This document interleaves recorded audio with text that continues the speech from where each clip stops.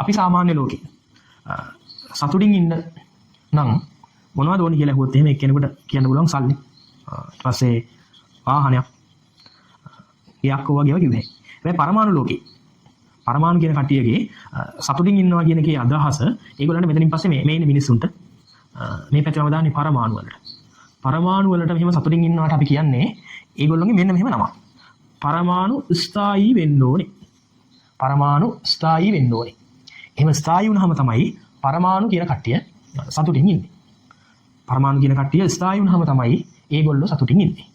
එතකොට කොහොමද මේ පරමාණු ස්ථායී වෙන්නේ? පරමාණු ස්ථායී වෙන්නේ මෙන්න මෙහෙමයි. මෙන්න මේක හොඳ සිහියෙන් අහගන්න. මේක තමයි මේකේ පොයින්ට් එක.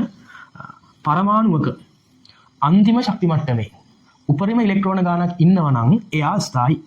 අය කියනවා පරමාණුවක අවසාන ශක්ති මට්ටමේ උපරිම ගානක් ඉන්නවා නම් එයා ස්ථායී. ඒක අපහැදිලි නම් මෙන්න මේ බලන්න මම මේකකින් කියන්නම්. උදාහරණයක් ගමුකෝ. ඔක්සිජන් කොහොමද ඉන්නේ? මුල් ශක්ති මට්ටමේ ඉලෙක්ට්‍රෝන දෙකක් තියලා ඊළඟ ශක්ති මට්ටමේ ඉලෙක්ට්‍රෝන කීයක් වාඩි වෙලා ඉන්නවද? 6ක් වාඩි වෙලා ඉන්නවා. මෙයා සතුටින්ද ස්ථායීද ඇහුවොත් නැහැ.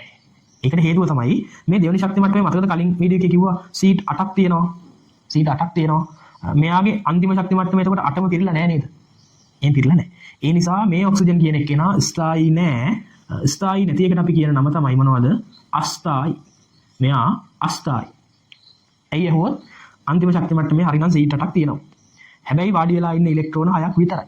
ඒ නිසා මෙයා අස්ථායී. ඔන්න ඔයගලන්ට දෙන උත්තරේ. මම මෙහෙම කියන්නම්කෝ. එහෙනම් මම ෆ්ලෝරින් ගැන කියන්නකෝ. ෆ්ලෝරින් ඉන්නේ 2,7. එතකොට මේකේ 2යි ඊළඟ අන්තිම ශක්ති මට්ටමේ ඉලෙක්ට්‍රෝන කීයද? 7යි. දැන් ගොල්ලන් ඇහුවොත් එහෙම ෆ්ලෝරින් ස්ථායීද අස්ථායීද කියලා. ෆ්ලෝරින් අස්ථායී. ඇයි? අන්තිම ශක්ති මට්ටමේ ඉලෙක්ට්‍රෝන 8කට වාඩි වෙන්න පුළුවන්කම තියාගෙනත් ඉලෙක්ට්‍රෝන 7යි වාඩි වෙන්නේ. ඒ නිසා ෆ්ලෝරින් කියන එක්කෙනා ඒ අපි කියපු එකට ගැලපෙන්නේ නැහැ. එයා අස්ථායී. පැහැදිලිනේ? එතකොට ස්ථායී අය කවුද? මේ නියෝන් ස්ථායී. ඊළඟට මේ ආගන් ස්ථායී. ඊළඟට හීලියම් කියන එක්කෙනා කොහොමද 2යිනේ තියෙන අන්තිම ශක්ති මට්ටමේ ස්ථායී. ඒ නිසා පේනවද වැඩක් මේ අන්තිම සෙට් එකේ ඉන්න හැමෝම හරිම ස්ථායී කියලා. ඒගොල්ලෝ ඉන්නේ සතුටින්.